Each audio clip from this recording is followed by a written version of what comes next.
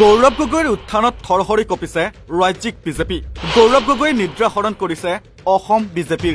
মুখ্যমন্ত্ৰী হিমন্ত বিশ্ব শৰ্মা, কেন্দ্ৰীয় মন্ত্ৰী পবিত্ৰ মাৰ্ঘেৰিটা আৰু ৰাজ্যিক বিজেপিৰ সভাপতি দিলীপ শইকীয়াৰ পিছত এইবাৰ গৌৰৱ গগৈক আক্ৰমণ কেন্দ্ৰীয় মন্ত্ৰী সৰ্বানন্দ সোণোৱালৰ। গৌৰৱ গগৈক বিনা চৰ্তে ক্ষমা খোজাৰো দাবী মন্ত্ৰী সৰ্বাৰ। গৌৰৱ গগৈ বোলে প্ৰধানমন্ত্ৰী মোদীক কৰিছে অপমান। গৌৰৱ গগৈৰ উত্থানত থৰে থৰে কঁপিছে অসম ৰাজ্যিক বিজেপি। মুখ্যমন্ত্ৰী ডক্টৰ হিমন্ত বিশ্ব শৰ্মাৰ পৰা আৰম্ভ কৰি সভাপতি দিলীপ শইকীয়া, দুই কেন্দ্ৰীয় মন্ত্ৰী পবিত্ৰ মাৰ্ঘেৰিটা আৰু সৰ্বানন্দ সোণোৱাললৈকে কোনে ৰক্ষা পোৱা নাই। ৰাজ্যিক বিজেপিৰ এই চাৰি শীৰ্ষ নেতা এতিয়া গৌৰৱ গগৈৰ উত্থানত থৰহৰি কম্পমান হৈছে। নকলেও হ'ব যে গৌৰৱ গগৈৰ উত্থানত ভীতিগ্ৰস্ত হৈ মুখ্যমন্ত্ৰী ডক্টৰ হিমন্ত বিশ্ব শৰ্মাই পাকিস্তান সংযোগেৰে গৌৰৱ গগৈক অৱলীলাক্ৰমে আক্ৰমণ কৰি আহিছে। কংগ্ৰেছৰ প্ৰাক্তন সভাপতি ৰিপুণ বৰাই ইতিমধ্যে এই দাবী কৰিছে।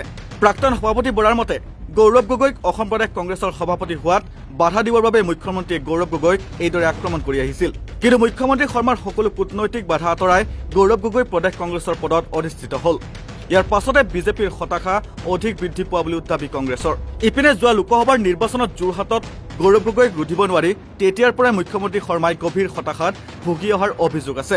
মুখ্যমন্ত্ৰী শৰ্মাই চলে বলে কৌশলে পাকে প্ৰকাৰে গৌৰৱ গগৈক জনমানসত হেৰ প্ৰতিপন্ন কৰি কংগ্ৰেছ হাইকমাণ্ডৰ ওচৰত গৌৰৱ গগৈক গুৰুত্বহীন কৰি তোলাৰো প্ৰয়াস কৰা বুলি চৰ্চা চলি আহিছে। এই অভিযানত তেওঁৰ মন্ত্ৰীমণ্ডলৰ লগতে কেন্দ্ৰীয় মন্ত্ৰী পবিত্ৰ মাৰ্ঘেৰিটা, ৰাজ্যিক বিজেপিৰ সভাপতি দিলীপ শইকীয়াও যোগ দিয়ে। মন্ত্ৰী মাৰ্ঘেৰিটা আৰু সভাপতি শইকীয়ায়ো মুখ্যমন্ত্ৰীৰ লগতে গৌৰৱ গগৈক অহৰহ পাকিস্তানেৰে সম্পৰ্ক থকা বুলি দাবী কৰি আহিছে। গৌৰৱ গগৈয়ে প্ৰদেশ কংগ্ৰেছৰ সভাপতি হোৱাৰ পাছতো বিজেপিৰ এই দুই শীৰ্ষ নেতাই গৌৰৱ গগৈক আক্ৰমণ কৰিবলৈ বাদ দিয়া নাই। ইফালে চৰ্চা চলি আহিছে যে উজনিত বিশেষকৈ যোৰহাট আৰু শিৱসাগৰত গৌৰৱ গগৈৰ বিৰুদ্ধে পবিত্ৰ মাৰ্ঘেৰিটাক বিজেপিয়ে প্ৰতিদ্বন্দ্বী হিচাপে প্ৰক্ষেপ কৰিব বিচাৰিছে।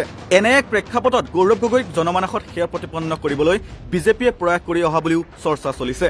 মুখ্যমন্ত্ৰী শৰ্মাৰ সহিতে ৰাজ্যিক বিজেপিৰ তেনে প্ৰচেষ্টাৰ মাজতে এইবাৰ প্ৰাক্তন মুখ্যমন্ত্ৰী তথা কেন্দ্ৰীয় মন্ত্ৰী সৰ্বানন্দ সোণোৱালেও গৌৰৱ গগৈক আক্ৰমণৰ লক্ষ্য কৰি লৈছে। অৱশ্যে কেন্দ্ৰীয় মন্ত্ৰী সৰ্বানন্দ সোণোৱালে গৌৰৱ গগৈক পাকিস্তানে সম্পৰ্কৰ বিষয়টোক লৈ আক্ৰমণ কৰা নাই। প্ৰধানমন্ত্ৰী নৰেন্দ্ৰ মোদীক গৌৰৱ গগৈ অপমান কৰাৰ এক অদ্ভুত অভিযোগ কৰিছে সৰ্বানন্দ সোণোৱালে। কেন্দ্ৰীয় মন্ত্ৰী সোণোৱালে কয় যে এখন সংবাদমেলত সাংসদ গৌৰৱ গগৈয়ে প্ৰধানমন্ত্ৰী নৰেন্দ্ৰ মোদী আৰু উত্তৰ পূৰ্বাঞ্চলৰ বিষয়ে কিছু ক্ষোভজনক আৰু গভীৰভাৱে অসন্মানজনক মন্তব্য কৰিছে। তেওঁৰ এই কথাবোৰ কেৱল ৰাজনৈতিক উদ্দেশ্য প্ৰণোদিত নহয়, অঞ্চলৰ জনসাধাৰণৰ গৌৰৱ আৰু আকাংক্ষাকো অপমান কৰিছে। গৌৰৱ গগৈৰ এই বক্তব্যক তীব্ৰ গৰিহণা দিছো। উত্তৰ পূৰ্বাঞ্চলৰ জনসাধাৰণৰ ওচৰত বিনা চৰ্তে ক্ষমা খুজিবলৈ দাবী জনাইছো।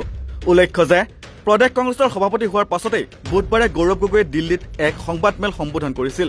উক্ত সংবাদমেলত বিভিন্ন বিষয়ৰ লগতে তেওঁ কৈছিল প্ৰধানমন্ত্ৰী মোদীয়ে চীনৰ লোকসকলৰ প্ৰসংগত তেওঁলোকৰ শাৰীৰিক বৈশিষ্ট্য, বিশেষকৈ চকুৰ আকৃতিৰ বিষয়ে হাস্যকৰ মন্তব্য কৰিছিল। মাননীয় প্ৰধানমন্ত্ৰীক জনাও যে উত্তৰ পূৰ্বাঞ্চলৰ যুৱক যুৱতীসকল যেতিয়া ভাৰতৰ বিভিন্ন প্ৰান্তলৈ আহে তেতিয়া তেওঁলোকক প্ৰায় একেধৰণৰ শাৰীৰিক বৈশিষ্ট্যৰ বাবে উপহাস কৰা হয়। এনে ভাষাৰ ব্যৱহাৰে কেৱল উত্তৰ পূৰ্বাঞ্চলৰ লোকসকলৰ প্ৰতি ঠাট্টা আৰু উপহাসৰ মানসিকতাক উৎসাহিত কৰে। এই মন্তব্যকে প্ৰধানমন্ত্ৰী নৰেন্দ্ৰ মোদীক অপমান কৰাৰ দাবী তুলি কেন্দ্ৰীয় মন্ত্ৰী সৰ্বানন্দ সোণোৱালে গৌৰৱ গগৈক বিনা চৰ্তে ক্ষমা খোজাৰ দাবী কৰিছে।